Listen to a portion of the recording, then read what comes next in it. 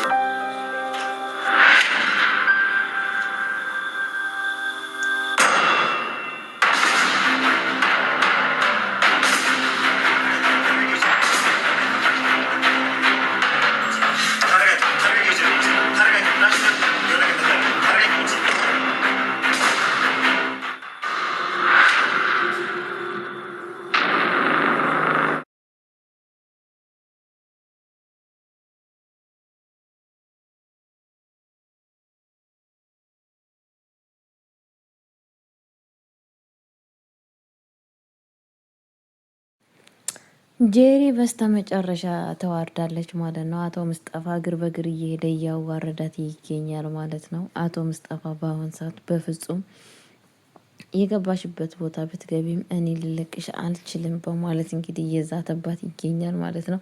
ከመዛትም በልቶ እንግዲህ በአቶ አምናን አልጋ ላይ በግዴታ አብሯት እንድትተኛ አድርጓታል ማለት ነው። ጄሪ ያው በእርግጥ እሷም ህሌናዋ ደስ አላላትም ማለት ነው። ይሄ ነገር ስለተፈጠረ ያው አቶ አምናንም ባትወደውም አቶ ሙስጠፋን ግን እኔ የምትወደውና የምታፈቅረው ይመስለኛል ማለት ነው። ደግሞ ከአቶ አምናን ጋራ ምንም ፍቅር እንዳሌላትና ሀብት ንብረቱን እዚህ ቤት ለመቆጣጠር እንደመጣች ከዚህ ቀደም እንደመሰከረች እናንተ ምንም ሰምተናል ማለት ነው። ሙስጠፋ ግን በአሁን ሰዓት በጣም እየተጠቀመባት ይገኛል ማለት ነው። በፍጹም አንቺ ከዚህም በፊት አብረሽ እንደዚህ በነፍሴ እንደተጫወትሽ በፍጹም ልተውሽ አልችልም። እኔም ያው እንደዛ ስላደረግሽኝ እኔም እንደዛው አደርግሻለሁ በማለት ይገኛል ማለት ነው። በጣም በሚያሳዝን ነገር ማለት ነው። አቶ ሙስጠፋ በአሁን ሰዓት ያው እሷን ዋጋ እያስከፈለ ይገኛል ማለት ነው። በቀል በሉት ሀብት ንብረቴን በልተሽ፣ ጊዜን በልተሽ፣ ሰዓቴን በልተሽ እንደዚህ ልተውሽ አልችልም በማለት እየዛተባት ይገኛል። ጄሪ በፍጹም እኔ አሁን ላንተ ሊሆን ካልችልም እንድትተወኝ ከአይምሮክ እንድታወጣኝ እፈልጋለሁ። ያለው ነገር እንዳለፈ አድርገህ ተወኝ እያለችውና እየለመነችው ይገኛል። እሱ ደግሞ እኔ በቀላል ልተውሽ አልችልም በማለት ጭራሹን ከወይዘሮ ሜርሲ ጋራ ጓንትና እጅ ሆኖ አብሮ ለመስራት እየተዘጋጁ ይገኛሉ ማለት ነው። በፍጹም ያኔ እናንተ ሁለታችሁም የኔ ሜርሲም አሁን በአሁን ሰዓት ወይዘሮ ሜርሲ ተብዬዋ ጄሪ ለይታ ሲፋንን ላቷምናል መዳር ነው የምትፈልገው ማለት ነው። ምክንያቱም ያሰበችው ሀሳብ እንዲሳካላት ማለት ነው። ጄሪ በአሁን ሰዓት በሶስት ቦታ ተወጥራለች። አንደኛ ከአቶ አምናን ጋር ያላት ችግር፣ ሁለተኛ ከሙስጠፋ ጋራ፣ ሶስተኛ ቃል እንግዲህ በቀብዲ ገንዘብ ተበድራለ ቃል ሰጥታለች ማለ እንትና ለሙስጠፋ ሰጥታለች ማለት ነው። ቃል ደግሞ መቼ ነው እንትናን ብሌንን የምታስተካክልኝ ነገሮችን አስተካክለሽ ከሷ ጋራ የምተምኛበት ሰዓት መቼ ነው እያለ ይገኛል ማለት ነው። እሷ ደግሞ ትንሽ ጊዜ እንድሰጠኝ ይፈልጋሉ በማለት እንግዲህ እሱን እየጠየቀችው ይገኛል ማለት ነው። ቃልም የሚባለው ሰውዬ እንግዲህ ወሽካታ መሆኑን እዚህ ጋር እያየን እንገኛለን ማለት ነው። ውሸታም እንደሆነ አቶ አምናንን ወድሃለሁ አከብረዋለሁ ይበል እንጂ በጣም አስመሳይ እንደሆነ እዚህ ጋር እንረዳለን ማለት ነው። በዚህ አጋጣሚ ቤተሰቦቼ ምን ልላቸው ፈልጌ ነው፣ አስመሳይ ነው በነገራችን ላይ እና በሱ ምንድነው ከብሌን ጋራ የጊዜ ማሳለፍ ነው የፈለገው ማለት ነው።